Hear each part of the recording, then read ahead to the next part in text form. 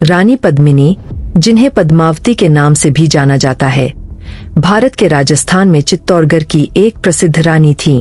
उन्हें उनकी सुंदरता, वीरता और दुखद अंत के लिए याद किया जाता है, जिसे विभिन्न ऐतिहासिक विवरणों और लोक कथाओं में अमर कर दिया गया है।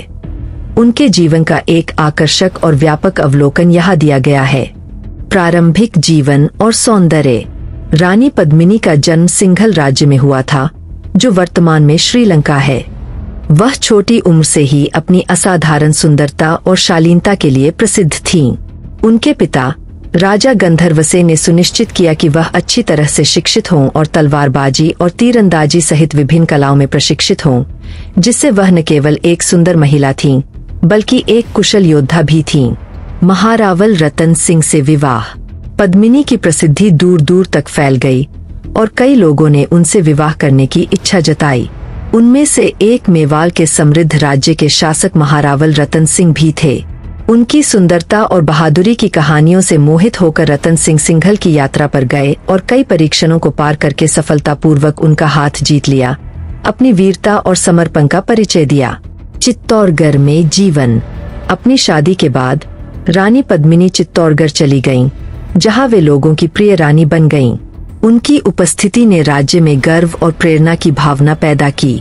वे न केवल एक रानी थीं, बल्कि एक कुशल प्रशासक भी थीं, जो मेवाल के शासन में रतन सिंह की सहायता करती थीं।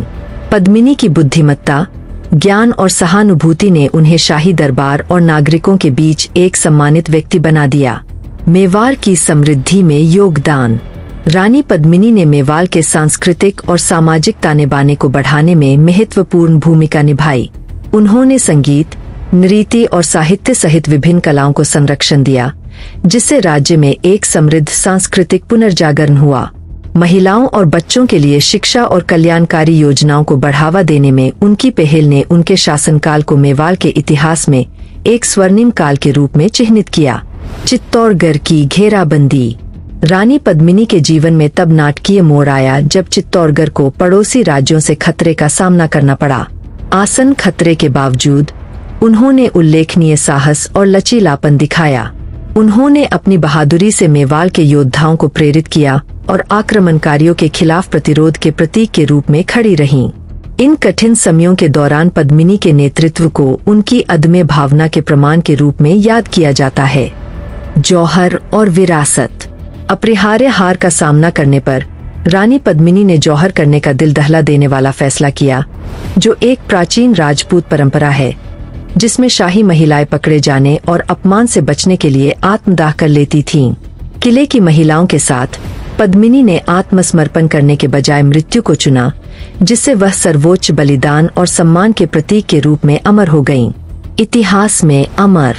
रानी पद्मिनी की कहानी सदियों से चली आ रही है, जो सुंदरता, बहादुरी और बलिदान की एक कालातीत कहानी बन गई है। उनके जीवन को कई कविताओं, गाथाओं और लोक कथाओं में वर्णित किया गया है, जिसने अनगिनत पीढ़ियों को प्रेरित किया है। चित्तौड़गढ़ का किला उनकी विरासत का मूक गवाह है, जो दुनिया भर से इतिहासकारों, पर्यटकों और प्रशंसकों को अपनी ओर आकर्षित करता है। निष्कर्ष।